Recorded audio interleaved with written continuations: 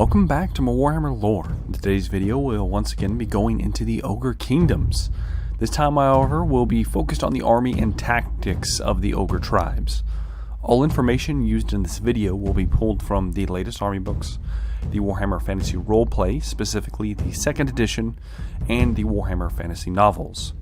And with that out of the way, let's set the table, let's round up the Rhinoxes, and delve into the army and tactics of the Ogre Kingdoms.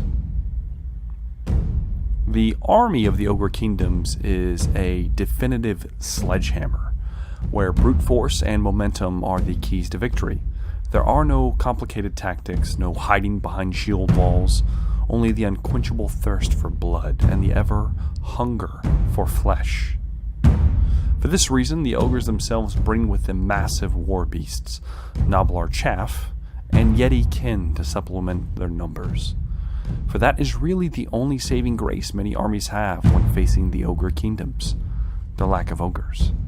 However, do not mistake this lack of mound power to lethality, as an average ogre is said to be worth a dozen men, and a tyrant worth 100. And while they favor the all-out charge, even getting bonuses for doing so in the tabletop, this coalition of monsters are not unaware of their shortcomings. For this reason, the typical ogre army acts almost like a mobile, heavy cavalry. And much like cavalry, they have learned that most of their defeats come at the hand of ranged firepower, as there are very few forces in the Warhammer world that can take a charge of ogres and still beat them in melee. For this reason, they have pressed into service Knoblars, which are essentially very small goblins. They act as both rations while on campaign, and as massive chaff blocks to soak incoming ranged death before the more valuable ogre infantry and, in fact, cavalry can engage. They are not meant to be an actual threat, but more of a screening force. Then once the ammunition and time has been spent thinning out the chaff, the ogres themselves and their massive war beasts head straight down the middle, crushing their opposition with the weight of their charge and ferocity. They are further backed up by crews of cannon-wielding lead Belchers and Sky Titan relics that counter-volley and suppress enemy cavalry. All the while, Gorgers and Yetis slink around the sides of the enemy and engage in flanking maneuvers, picking apart the enemy unit by unit, as they are trapped and surrounded on all sides by literal monsters, and the ever-hungry ogres breaking their morale and scattering the weaklings to the wind. Or at least that is how the typical army behaves. There are, of course, subtle nuances, such as the benefit of gut magic and the odd mercenary band that have developed more of a taste for ambush and slaughter than a straight-up fight. But for the most part, the Ogre Kingdoms charge headlong into the enemy, preferring to crush them rather than any sneaky tactics. But that does bring up the point of the reputation of the Ogre mercenaries that act as the bulk of the fighting forces any race may come into contact with outside of the Mountains of Morn and the Darklands. These companies range from entire tribes to a regiment or two of specialty infantry that supplement a different army, as ogres are always willing to show some semblance of loyalty to those with coin and, more importantly, food, making the ogres themselves sellswords of the highest quality employed by all the races of men, specifically the border princes, Talea and Astalia, and of course they do in fact work for the Empire and occasionally, very rarely, Bretonia, adopting entire mercenary companies to do their fighting for them. However, it is also not uncommon for ogres to be employed by dwarves, greenskins, and even Skaven, as the ogres are very much a force of destruction and care little of whom they work for as long as they are paid. Which has also led to the reputation of the ogre mercenaries as one of both powerful allies and cowardly opportunists, as it is not uncommon for an ogre mercenary company to switch sides midway through a battle or campaign and turn on their employer if they think they can get more money, food, or simply survive. There is little thought of their own personal honor, which would be a foreign concept to most of these lumbering brutes. But you did not come here to listen to me ramble on about mercenary companies and honor. You came for the actual army list and units of the Ogre Kingdoms, and I shall deliver.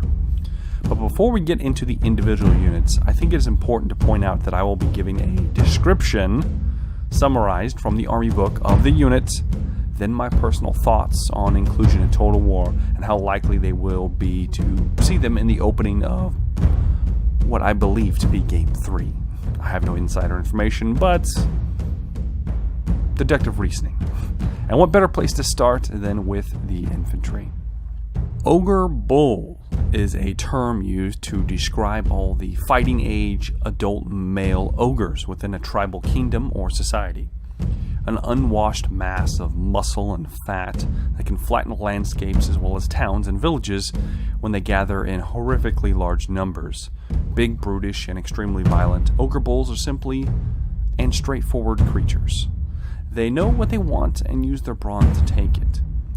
Most bulls don't do contemplative head scratching, preferring to smash things they don't understand. The straightforward bull charge is their favored way to smash any opposition and greedily grab what they like. And what ogres want is power, respect, wealth, perhaps most of all, an endless supply of meat to feast upon. It is the ogre way to take more than their share. In fact, most bulls have a bully mentality that pushes them to take as much as possible. The only way to stop their aggression is to show a superior force even greater than them. Ogre bulls typically wield massive clubs and occasionally rusty blades into battle. Now, as far as Total War is concerned, ogre bulls will be the standard infantry for the Ogre Kingdoms, though due to their size and lethality, expect them to be considered monstrous infantry, because they are. In fact, most of everything in the Ogre Kingdoms roster will be considered a large unit. Most of the bulls' size, I foresee a smaller infantry block, possibly 12 to 16 in a single unit. And of course, they should get an anti-infantry bonus, and possibly even frenzy, to represent their ferocity in melee. They should be armor-piercing and inspire fear with a massive charge bonus, almost like shock infantry. I could see them coming in multiple flavors, one being more all-purpose, perhaps dual-wielding rusty blades or clubs, and another with massive two-handed weapons for possibly anti-large or extreme armor piercing, as CA does enjoy to diversify the roster a tad if they don't include all of the initial army units. I could definitely see there being multiple variants of Ogre Bulls when they are released. Next in the infantry roster are the Iron Guts, which are the choice bodyguards and hardened veterans of a tribe, usually made up of relatives of the Tyrant and those ogres he favors as perhaps drinking buddies. Iron Guts are named so for the massive iron plate armor that they have cobbled across their body, with a thickly reinforced gut plate that can turn aside the most devastating of attacks. This plate can either be cobbled together over time and scavenged from vanquished foes, or with a particularly healthy tribe, purchased from the infamous Dawizar. Yes, you heard that correctly, the Chaos Dwarfs, as they have no qualms of trading slaves for arms and armor, and outfitting some ogre troops in essentially Chaos Plate. Now, Iron Guts typically wield large two-handed weapons and are often used as a spearhead leading the charge, or kept in reserves as a hammer blow to break any resistance an enemy may put up. Either way, a charging Iron Gut is a sight many don't live to tell the tale. Essentially, Iron Guts are heavily armored bulls. They should have a similar stat block, though possibly slightly more elite, and of course heavily armored. Possibly one of the highest armored units in the game. They should inspire fear, get a massive charge bonus, and possibly be immune to psychology to represent their more elite status among the tribe. I could also see them coming in an anti-infantry and anti-large variant, though it isn't specifically stated in the army books, and any affinity for either, they kind of lean both ways, so there is no juxtaposition when it comes to that. But anything that CA would like to put in, which I do see them also reflavoring these guys, much similar to Chaos Warriors, where you have 3 different variants. Though they don't typically wield shields, I could also see a two-handed, obviously, club of some kind, maybe an axe variant. I could even see a dual-wielding, maybe 2 clubs, 2 small swords, and I could even see a large, perhaps some kind of almost like a halberd of some kind, for possibly anti-large. They wield an assortment of weapons. All ogres do. It's not a very uniform army in that sense. So really, CA has anything they can think of they could probably throw in and it would work. Next are the Maneaters. Now, Maneaters are specialized groups of ogres that have returned from traveling across the Warhammer world. They have survived a life of bloodshed and mercenary work and now serve at the side of a tyrant and his tribe.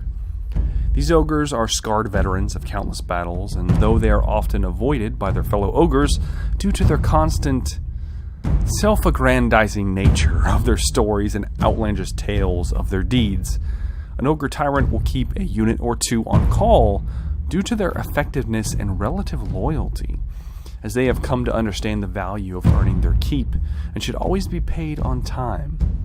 Now, what makes Maneaters unique amongst almost any army in Warhammer is that they do not have a standard set of equipment or fighting style. There's nothing. They can basically be whatever you want them to be. They are a small elite unit, but they can come back from for instance, they perhaps were traveling the high seas, and now your unit of Ogre Maneaters has a brace of pistols and a massive cutlass at their disposal. Or they can come back from Cathay with an oversized throwing star and a spiked club.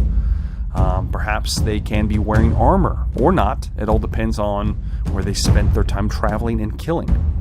There are even examples of ogres that spent time in the Southlands that now fight similar to savage orcs, wearing nothing but an undersized loincloth, a gut plate, and smeared war paint, and a giant club. Far more primitive than your average ogre. For this reason, I believe the Maneaters will be the most diverse unit in the Ogre Kingdom's roster when it comes to Total War, as there is no set style for this unit. It can be anything CA wants it to be, meaning they can take on any speciality that CA believes need to be filled in the Ogre roster. They could act as a skirmishing unit with deadly pistols the size of handguns, a savage attacker meant to flank and pick apart a unit, or simply a unit similar to perhaps aspiring champions that are found in the Chaos Warriors roster, where they generate a field of leadership and inspire units around them with their savagery to fight harder and never break.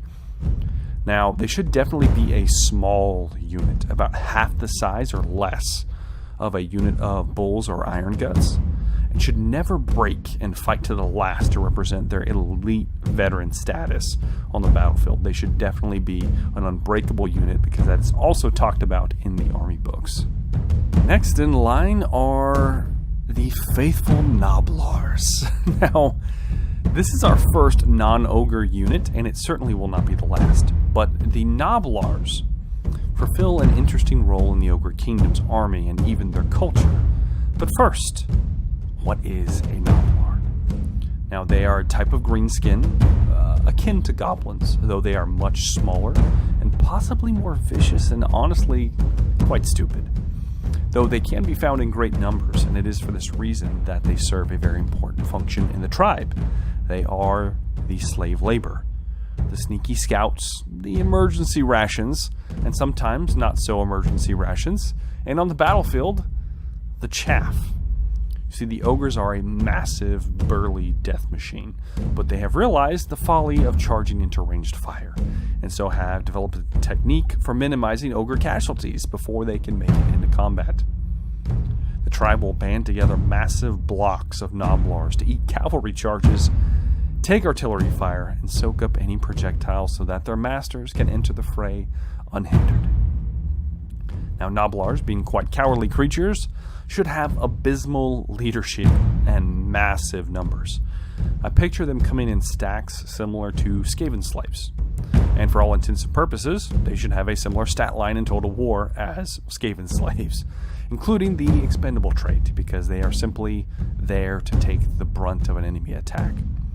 They're said to wield simple like rocks and just sticks for weapons, and blades, like very, very small, decrepit blades.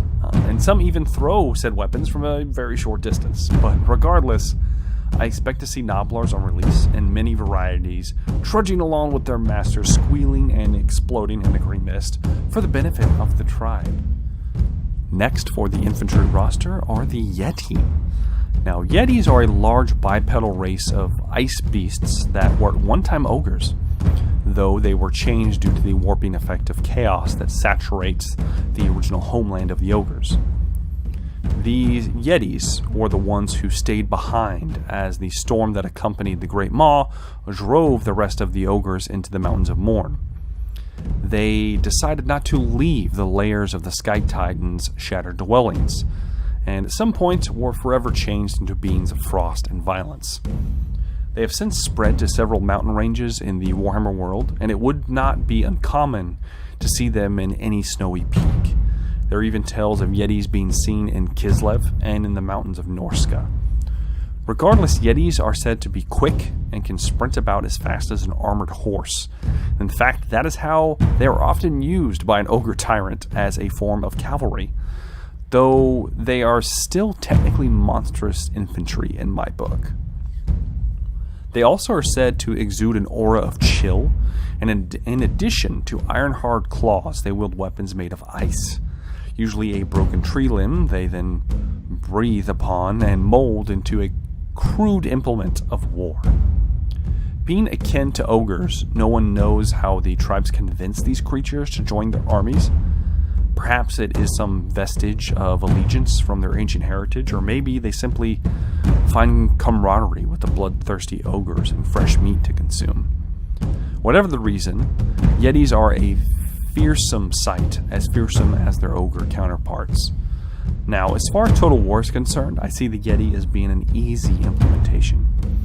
I would give them a similar stat block as the Norscan Ice Trolls, with an aura of cold and of course armor piercing, but with a greatly increased speed.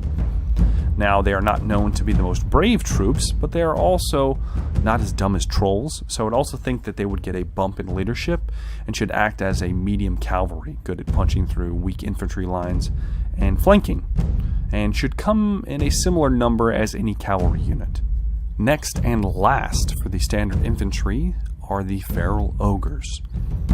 Gorgers are by far one of the more interesting units in the Ogre Kingdom's roster, as they have an interesting history.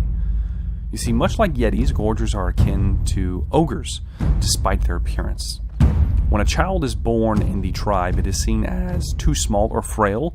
It is given over to the Ogre Butcher of the tribe, as any weakness is an affront to the Great Maw.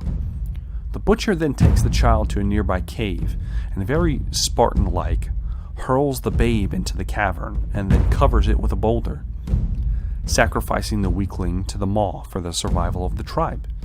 Now, there are many terrifying creatures in the darkness of the earth in Warhammer, and the tunnels throughout the Mountains of Morn are no less dangerous. But somehow, despite all odds, some of these ogre infants survive being left for dead in the dark. They kill and eat the local wildlife and become accustomed to hunting in blackness. However, they would not normally bear such a significant physical change on a creature, but unbeknownst to the ogres, the caverns beneath the Mountains of Morn are said to be laced with copious amounts of warp stone.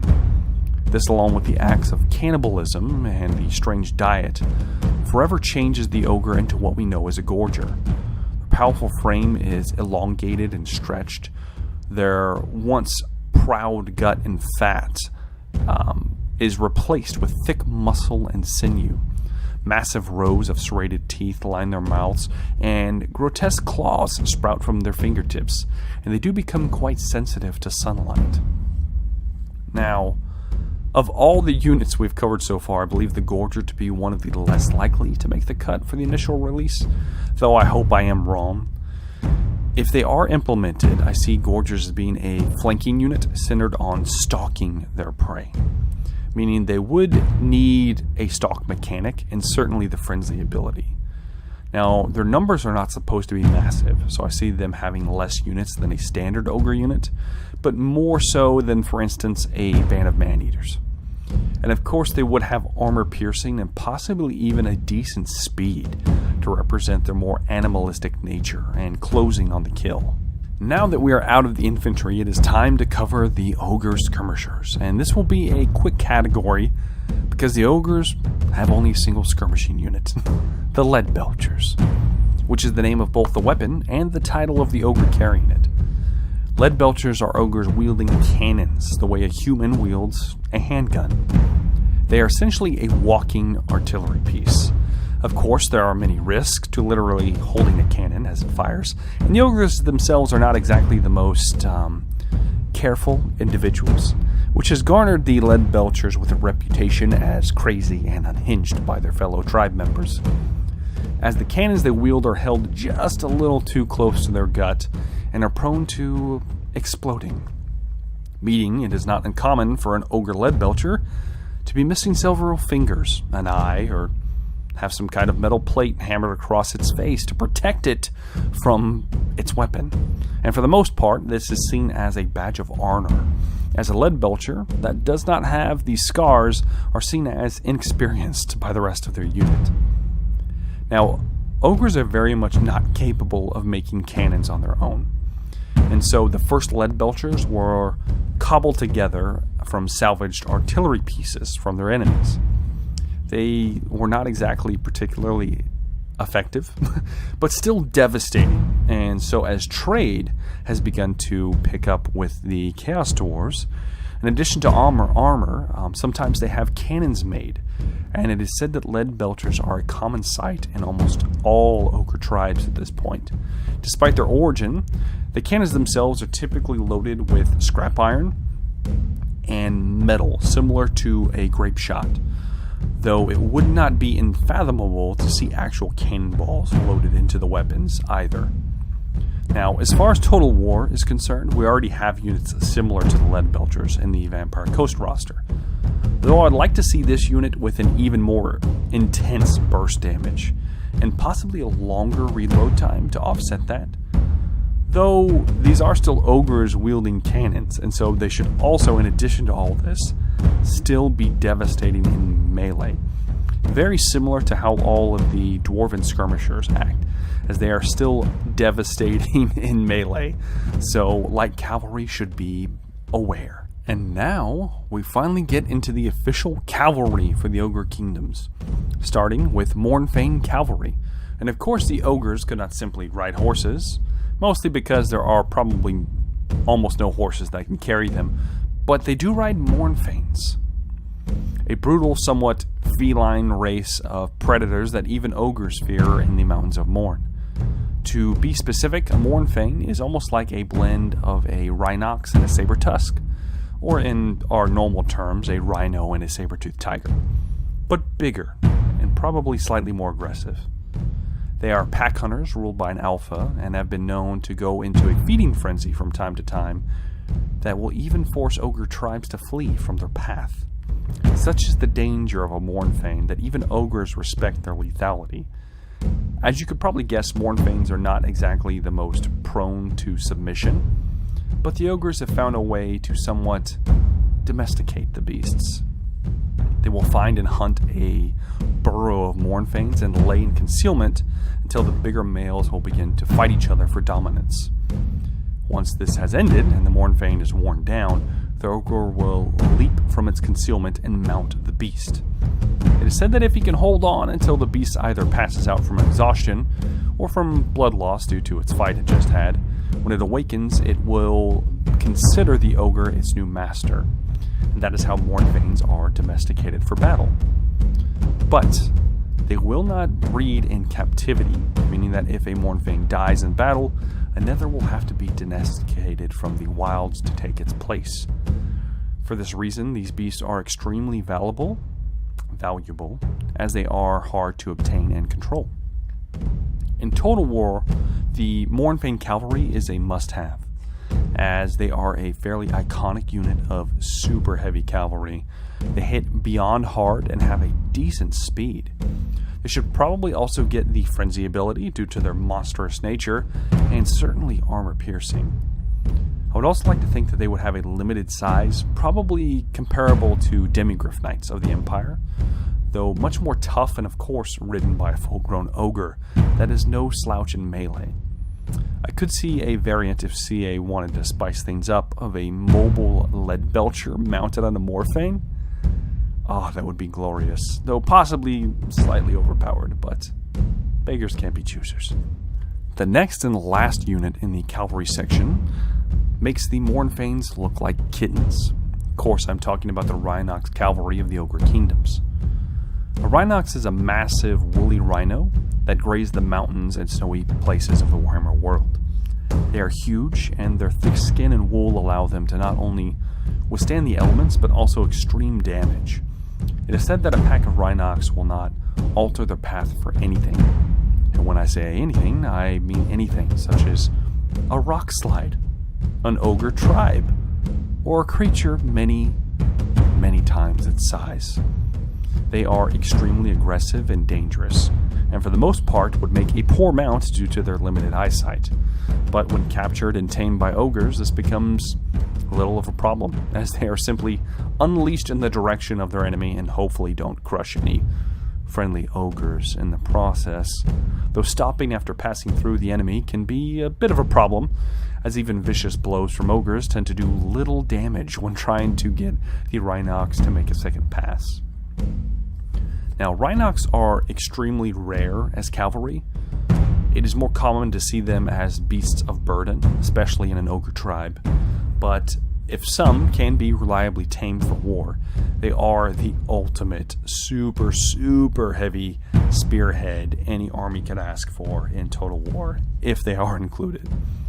Which I would definitely hope for, as they will not be quite on par with mammoths as far as bulk, but they would be pretty close. For this reason, I see them as less a cavalry unit and more a chariot unit, just without the chariot. I would think in a group of 3 or 4 units max, and with huge stat blocks and a bloated boatload of health, possibly making them one of the most devastating units on a charge in the game period. And with the cavalry done, let's move on to the war beasts. We are starting off the war beast section with the ferocious Sabre Tusk, which are essentially saber-toothed tigers, though on a much more massive scale. They are larger than a horse and tend to hunt in packs similar to wolves. They are silent, opportunistic predators that rely on their tusks to sever arteries and mortally wound much larger prey, as they have known to hunt and kill mammoths and almost every other entity found in the mountains that they haunt. Ogres greatly admire the Sabre Tusk and its overly aggressive tendencies. For this reason, Sabre Tusks, when they can be caught, are brought back to the tribe and utilized almost like hunting dogs. Of course, a much larger and stealthier hunting dog, but one loyal to its ogre masters, especially favored by certain ogre hunters, whom are known to keep a few specially vicious beasts as personal hunting hounds. However, despite their ferocity, they are fickle creatures, like most cats, and will not fight a losing battle and have been known to flee a fight they were not winning. Now, in Total War terms, if these were included, I would like to see them in perhaps a slightly smaller unit size than Warhounds, but serving a very similar function.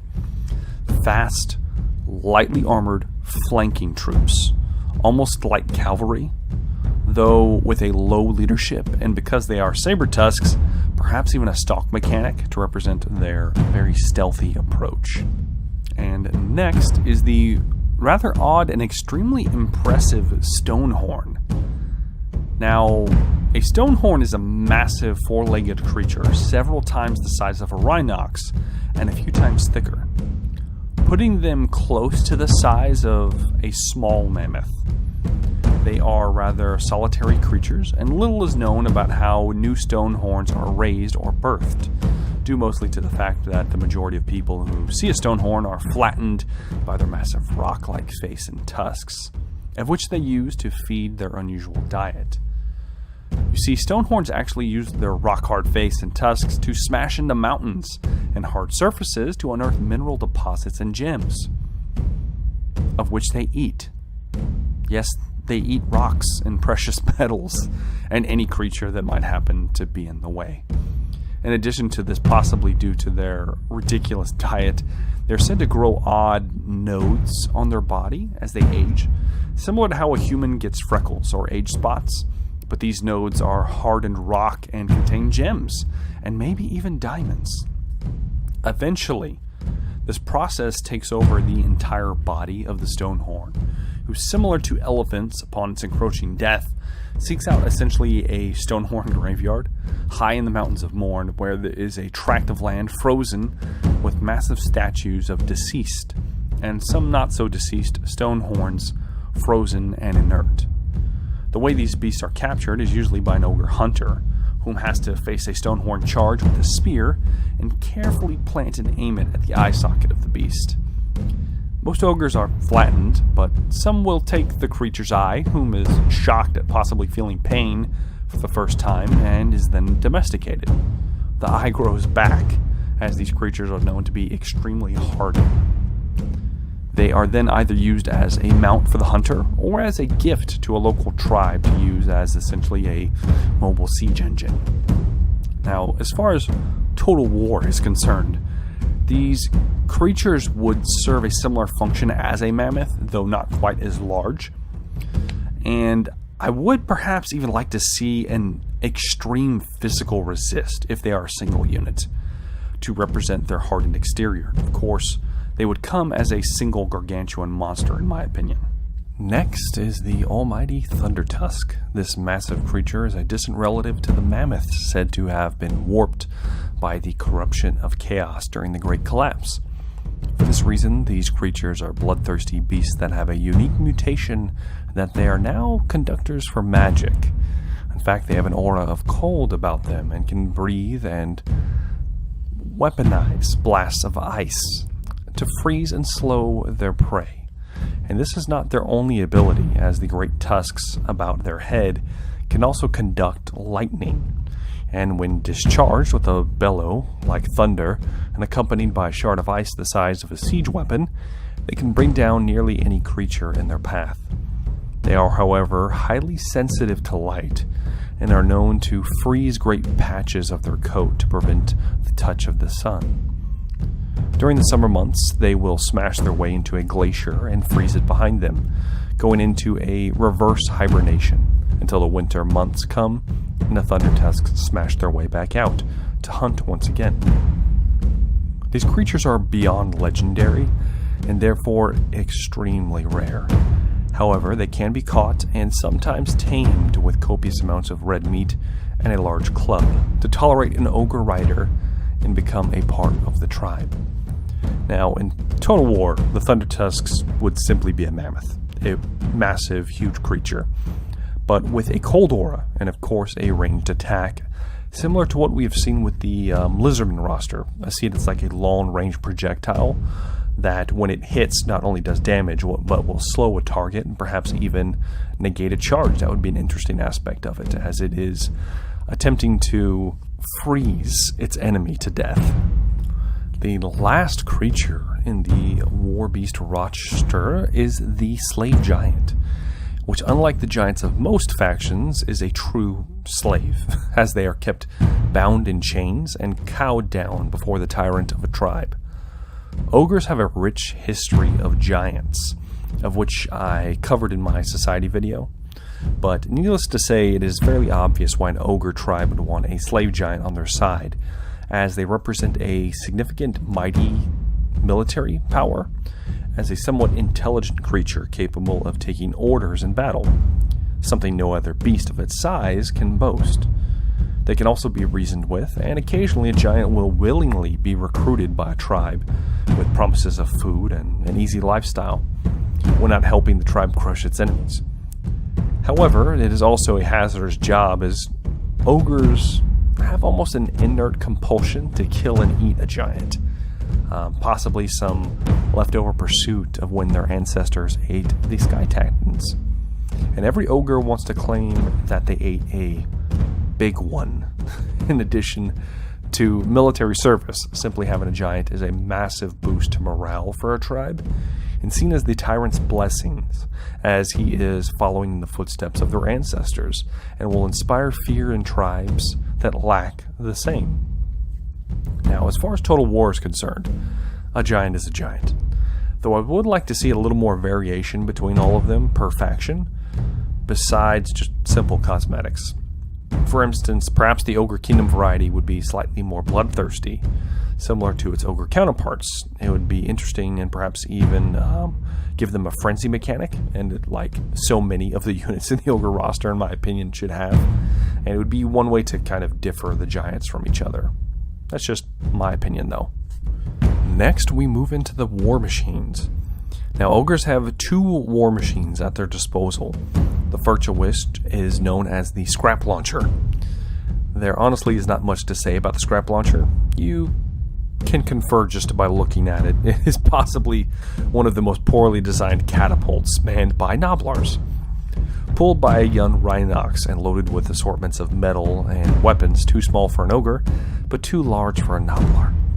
Despite its rough look, the Scrap Launcher is rather effective at delivering widespread death across groups of infantry, as the scrap acts almost like a ball of shot from a cannon, though not quite as powerful.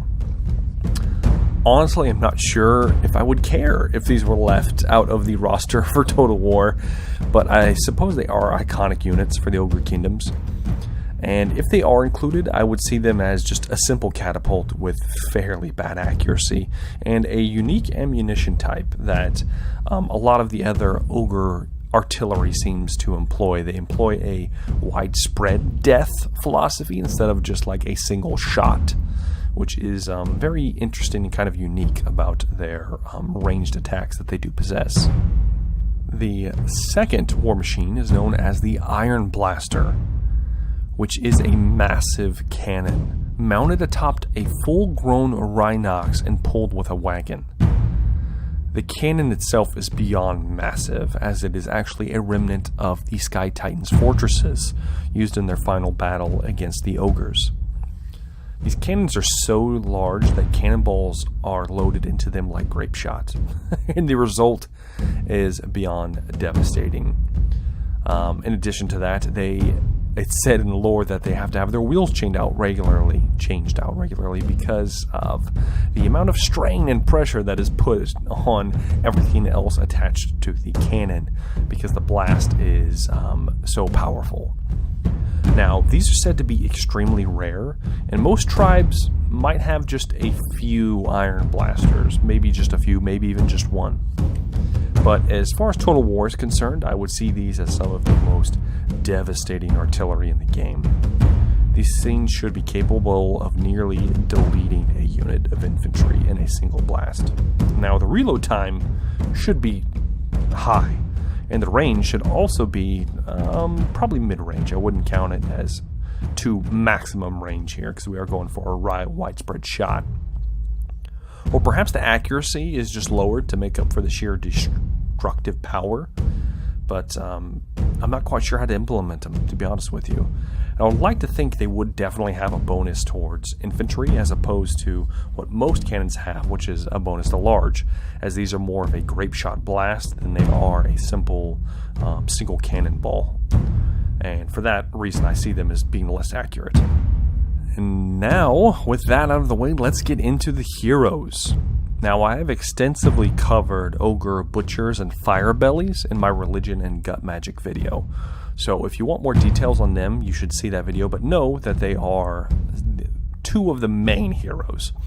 They are essentially the priests and magic users of the Ogre Kingdoms, and would function just like a wizard in your Empire roster, or any spellcaster from any other roster, though a much more hardy version with a decent melee stat.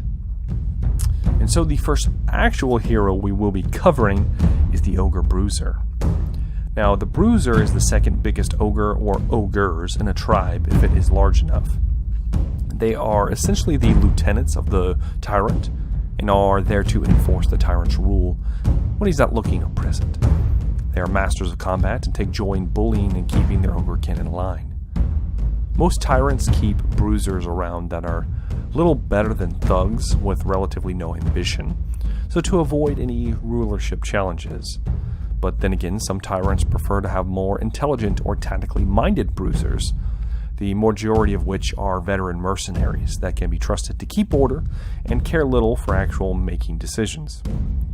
For this reason, the bruiser is the most important member of a tribe outside of the tyrant and the butcher, giving them an exceptionally high standing and of course the best spoils of battle and choice meats. Now, in Total War, I see the bruiser acting much like an empire captain, a rallying force, keeping the ogres in line, perhaps curbing their more foolhardy tendencies. They also should be a melee expert, meaning they are good at fighting creatures of all shapes and sizes, and are a general buffing unit for the troops around them. A fairly easy implement, and one I expect upon release. The last of the 4 heroes is one I have briefly mentioned in the Ogre Hunter. Now, hunters are an odd type of ogre, as they are usually loners or perhaps even exiles that tend to live on their own in the wilderness. Here they become hardened even by ogre standards and by the harsh climate of the mountains, and quickly learn the skills necessary to not become prey to those they hunt. It is not uncommon for hunters to wear layers and layers of hides that they have killed and be decorated in an assortment of weapons, each specialized for a certain job, including the massive crossbows the size of a small ballista.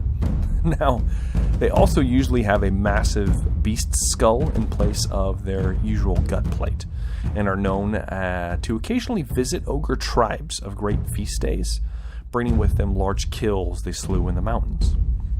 They will still stay around for a few days before returning to their hunter-trapper lifestyle. Now, they are also capable of domesticating and riding some of the most impressive beasts in the Ogre Kingdom roster. So just have a look back at the War Beast roster, and they can ride just about all of them, except for the Giant. That would be a little iffy. So, in Total War, I would like to see these guys as a ranged hero. And hear me out here. Though they would not be bad in melee, but they are the only hero unit in the roster that, outside of the casters, has ranged capability, which makes them fairly unique amongst most factions. There are not many factions that have ranged heroes, and I think that would be a cool addition to the Ogre Kingdoms. Though they could simply just make them also another melee variant, though perhaps more focused on war beasts, similar to how the engineer for the dwarves focuses mainly on buffing up artillery and range units. Perhaps giving a leadership buff or negating an out-of-control beast would be an interesting ability they might have. And generally just buffing up your more monstrous monsters in the Ogre roster. And that is pretty much it for the heroes, so let's move on. Finally, we have made it to the Ogre Lords that lead the armies of the Ogre Kingdoms. Starting with the unique Ogre Slaughtermaster, which are the highest-ranking butchers in a tribe. Despite being capable of wielding the powers of the Maw, they also inspire others in their tribes to an almost religious fervor, as their connection with their god is seen as a blessing to those nearby, inspiring feats of violence and savagery, even excessive for ogres. They make for an excellent caster-style lord that can still hold its own in combat, which makes sense as they are responsible for preparing of the great feasts of the tribe, and what better place to harvest fresh ingredients than on the field of battle. And unlike most casters, they prefer to be in melee and should be used as such. And much like most of the casters now, I see them as simply a souped-up ogre butcher, or fire belly if they want to go that route as well. That would be kind of cool. They would be able to wield all of the lores of magic that the ogres are capable of individually, I would think. Though a combination of a few would be interesting if they want to distinguish them differently from just the standard butcher. That would be very interesting. And of course, they would get access to higher level quality of the spells, like most of the newer caster lords do now currently. Instead of you having to put 2 stat points into a spell, you just put 1, and you get both the regular level and the overcast level. And with another boost, you can lower the tendency for it to backfire against you. But yes. So they definitely fit that role well, and that is, I fully expect to see them in the roster because there's only one other Lord, besides, of course, a legendary Lord. And of course, the last Lord is the one Tyrant. The biggest and baddest alpha with the largest gut and gnawing appetite for food, glory, and wealth. They are the driving force behind a tribe, the leader that keeps the chaotic ogres from descending into wanton brutality, and gives the tribe a purpose and goal. The Tyrant is by far the most impressive ogre in a tribe. They're known to be much larger than your average ogre, even possibly 2 or 3 times the size. Much like their underlings, they have a short temper and a need to gorge themselves regularly. But unlike most ogres, the Tyrant makes the decisions, and while he will probably never be considered a scholar by human standards, he's usually the smartest amongst his tribe, or at least the craftiest. As a successful Tyrant will live a long and brutal life amongst a very brutal people, having to steer the tribe to glory and suppress challengers to his throne, which is usually done in the maw pit before the tribe, where the loser is ceremonially eaten by the winner. What is slightly more disturbing about this is the fact that the Tyrant, being the biggest and strongest of the tribe, tends to sire many and strong ogre young, meaning that many of his challengers will in fact be his own children. Though ogres tend to not have much of an emotional streak when it comes to familial ties, and so the son will eat the father or vice versa, and not much is thought of it. And in a very old and veteran Tyrant will often have a throne he sits upon, completely made from the bones of his challengers, to not only demonstrate his prowess, but to discourage any bulls looking to take what is his. And the Tyrant is obviously very brutal in combat. In Total War, the Tyrant will act as your standard melee lord. Though being an ogre, he would be large, of course, and he should be a melee expert, used to taking on challengers one-on-one and wading into battle, breaking the enemies of his tribe before him. In addition to this, he can be mounted on a multitude of ogre war beasts, very similar to the hunter, because usually they are gifted to the Ogre Tyrant, and so it only makes sense for him to be able to ride them. And they should inspire fear in their enemies, even on foot, and also gross amounts of loyalty in their fellow ogres. In fact, I would love to see a melee increase, or a melee increase aura around them, like we get on some other lords in Warhammer. All in all, the ogres are a race of monsters. They employ even more vicious creatures to crush and rend all those before them. They do not waste time maneuvering troops and looking for tactical advantage. They charge straight at the enemy in defiance of cannon and bolt and break the enemy on the charge. To aid this, they employ mobile artillery and entire units of mobile cannons and the lead Belchers, as well as soft Knoblars to soak up all the nasty cavalry charges and enemy ranged fire. But may Sigmar protect you if you ever end up in melee against the Ogre Kingdoms, as that is a fight they will surely win. I hope that you have enjoyed this video on the Ogre Kingdoms army. Maybe just learn something about the Ogre Kingdoms and their army roster. And I am hopeful that the full list will make it into Total War Warhammer 3 when it is announced. And honestly, I do expect them to be announced relatively soon as they announce the 3rd game officially. And all of the units could be easily translated into the game, even in the current iteration of the game. So I don't see why they wouldn't implement the Ogre Kingdoms as is. Now, I would love to hear your thoughts on the Ogre Kingdoms, so be sure to leave me a comment in the comment section.